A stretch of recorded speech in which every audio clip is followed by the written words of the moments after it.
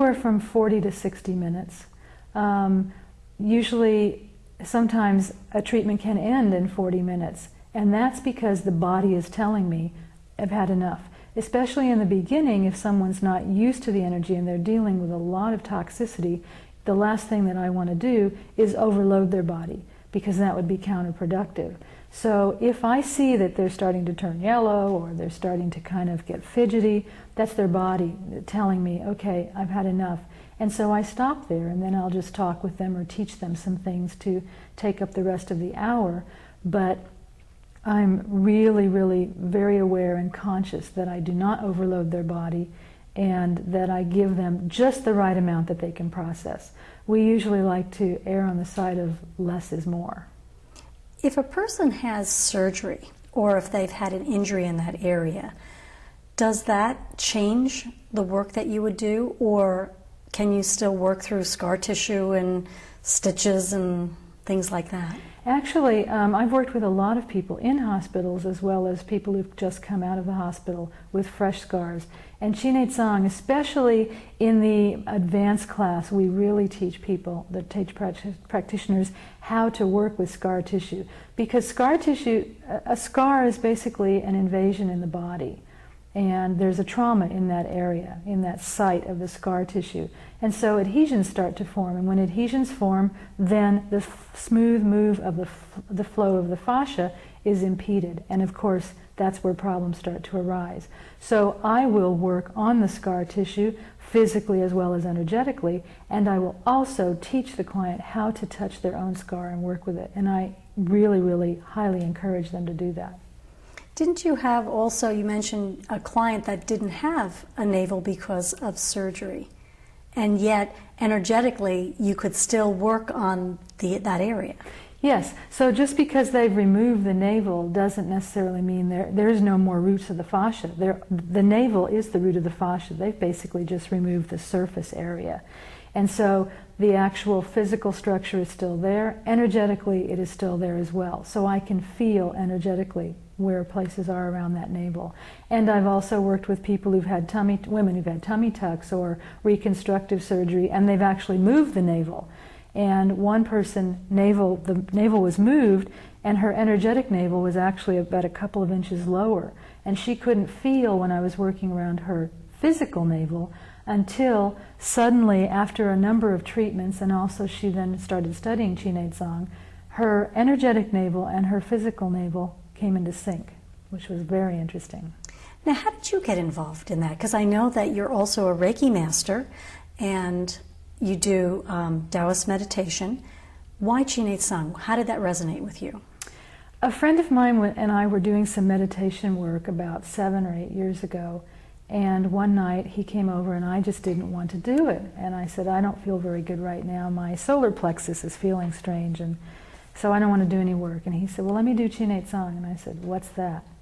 Anyway, he did a treatment or two with me over the next few days, and I was so impressed with what it did with my body that I immediately said, I have to learn this. He turned me on to the Chi Nei Tsang Institute. That was 7 years ago, and now I'm an instructor. How wonderful.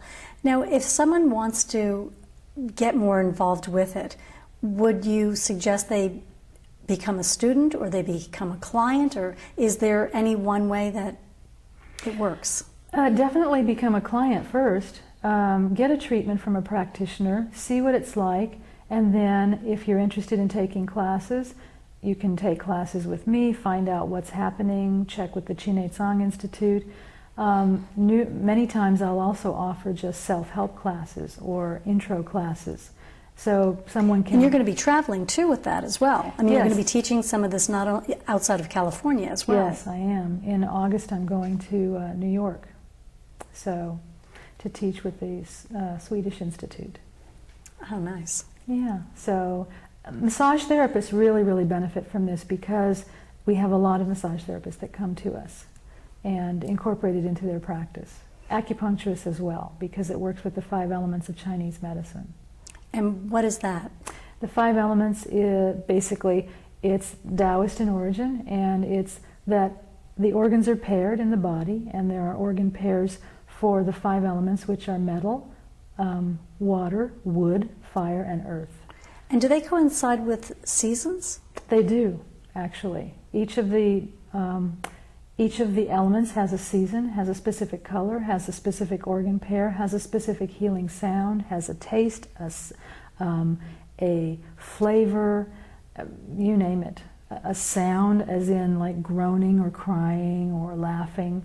So it's quite involved. So now we're in springtime, so what element is that? That's wood, and our livers and our gallbladders are going to be very, very active for the next 3 months.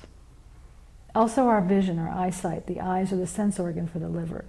So we find a lot of people coming to us during the springtime with headaches, liver, migraines, or one-sided headaches, or blurry vision, or problems with their eye teeth, pain in their teeth, or just right-sided problems with the liver and gallbladder, digestive problems. What's summer? Summer is fire, heart and small intestine. Fall? Fall is metal, and that's lungs and large intestine. And then we have earth, which is the time, the Indian harvest, Indian summer, and that's the stomach and the spleen. And then winter is the kidneys and the bladder. Now, how does that, when you're doing the Chi Nei Tsang, you said that that's a part of it. How do you connect that, the 5 elements, to the work that you're doing around the navel? Well, the navel actually is shaped, we have a grid of the navel which is shaped like the bagua, the octagon, which is the 8-sided figure used in Chinese medicine with the yin-yang symbol in the middle as a vortex. And so each of those sides of the bagua correspond to a specific direction, a specific element.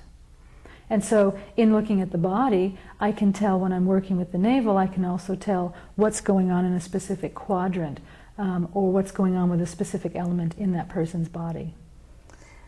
What do you love the most about Chi Nei Tsang? The bellies. I love bellies. And I love looking at all the different shapes of navels. They're absolutely beautiful. I mean, the belly is just such a neglected area of our bodies, and people are crying out for attention and nurturing and loving energy, and it's the vulnerable spot in our bodies. It's where all of our viscera are located, and it's just not given attention. And so that's what I love, is giving people permission to allow themselves to give themselves the attention and to allow themselves to go there and heal. Is there any significance to a navel that's, they call it either an innie or an outie? Does that have any? Well, a lot of time, in my experience, outies are usually people that have either umbilical hernias or there's a lot of internal pressure built up, and that could be gas, but it could also be toxicity and stagnation of chi. And so what happens is it pushes against the wall of the abdomen and it pushes the navel out. Just working with some gentle detoxifying manipulations with Chi Nei Tsang, I've seen outies become innies. And I've actually worked with relieving umbilical hernias. That's amazing. It is. So other than massaging, are there other things that we can do for our bellies? Well, the Qigong and the meditations that I teach, that's something that will help too. But primarily, just massaging your belly. You don't even have to know Chi Nei Tsang, but if you just massage your belly every day, rub your belly in either direction, you're helping to stimulate the lymphatic flow and everything else. And you're going to improve your digestion and your elimination as well. Is the meditation to just make you become aware? No, the meditations are actually very focused, and they actually work with the internal alchemy of the body, transforming the chi, working with the sounds and the different qualities of the different organs in the body. So there are various meditations. There are a lot of them.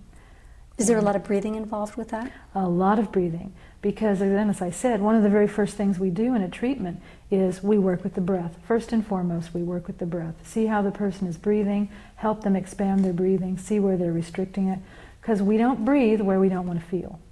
Do you notice that people are more shallow breathers? Yes. And why is that? It's stress and emotions. They don't want to go to that place to feel, because the minute they breathe more deeply into an area, there's no turning back. They're going to